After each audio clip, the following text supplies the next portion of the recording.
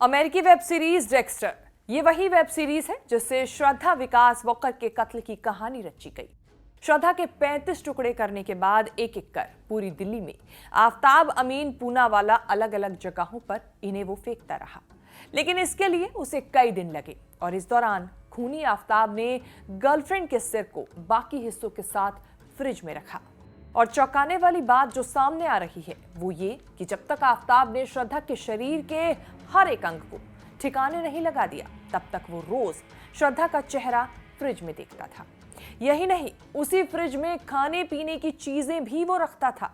इस दौरान dating app पर मिली दूसरी लड़कियों को भी वो घर लाता रहा। एक तरफ बेडरूम में वो दूसरी लड़कियों के साथ सो रहा था, तो वहीं दूसरी तरफ श्रद्धा के शरीर के अंग उसके कबर्ड और फ्रिज में रखे हुए थे। श्रद्धा के खून के एक एक कतरे को साफ करने का तरीका इंटरनेट पर सनकी आफ्ताब ने खोजा। सल्फर हाइपोक्लोरिक एसिड से उसने पूरे घर को साफ किया। घर से आ रही बदबू को मिटाने के लिए उसने फिनाइल से लेकर अगरबत्तियों का इस्तेमाल किया।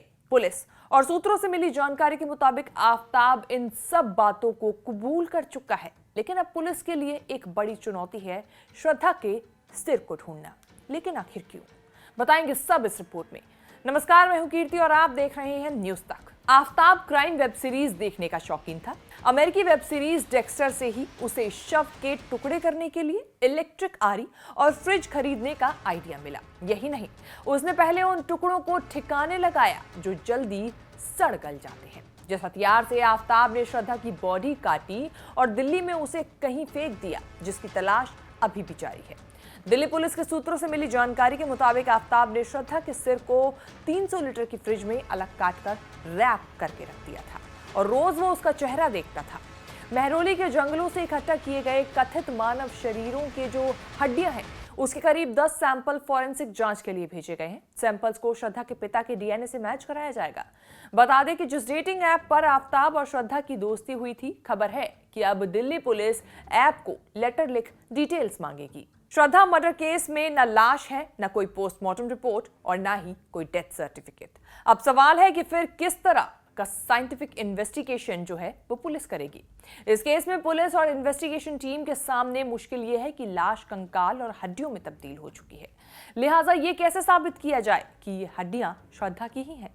दिल्ली पुलिस और इन्वेस्टिगेशन टीम को श्रद्धा की खोपड़ी की तलाश है। दरअसल खोपड़ी से ही मरने वाले की पहचान साबित की जा सकती है, जिसके बाद खोपड़ी का सुपरपोजिशन टेस्ट किया जाएगा। इससे पता चलता है कि खोपड़ी मृतक की है या नहीं।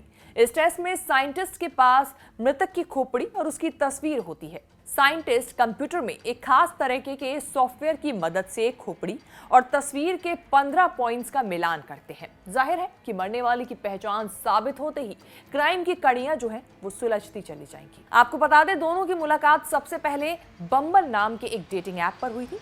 दोनों की मुलाकात इसके बाद मुंबई में कॉल सेंटर में जॉब करने के दौरान हुई। यहीं पर कई महीनों तक दोनों दोस्त रहे। बाद में बीच में दोनों के प्यार हो गया। इसके बाद श्रद्धा और आफ्ताब लिव इन में रहने लगे। लिव इन में रहने के दौरान आफ्ताब और श्रद्धा इसी साल हिमाचल प्रदेश घूमने पहुंचे।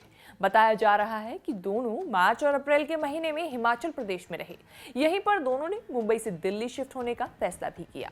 इसके बाद दोनों दिल्ली आ गए। यहाँ वो पहाड़गंज के एक होटल में रुके। फिर कुछ दिनों के बाद छतरपुर में दोनों एक रूम में शिफ्ट हो गए। नए रूम में आने के 3 दिन बाद ही आफ्ताब ने श्रद्धा की हत्या कर दी, यानी 18 मई। कातिल को हत्या के बाद सबूत मिटाने के लिए 6 महीने का लंबा वक्त मिला।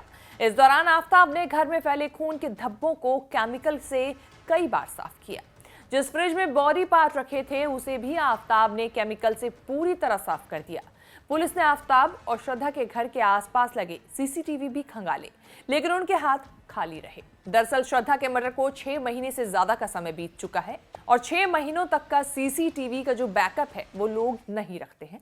अब सवाल यह है कि जब पुलिस को मौकाए वारदात से ना कोई सैंपल मिले हैं, ना ही लाश, तो फिर किस तरह साइंटिफिक इन्वेस्टिगेशन की जाएगी। ये केस अब पुलिस के लिए वाकई काफी चैलेंजिंग होने वाला है। लेकिन फिलहाल उम्मीद यही की जाती है कि श्रद्धा के हत्यारे को सजा जरूर मिले। आपके हिसाब से श्रद्धा के हत्यारे को क्या सजा मिलनी चाहिए, कमेंट सेक्शन में जाके जरूर बताएं। आपको हमारी ये वीडियो कैसी लगी ये बताना भी बिल्कुल ना भूलें। देश विदेश से जुड़ी तमाम बड़ी खबरों के साथ अपडेट रहने के लिए देखते रहिए न्यूज़ तक।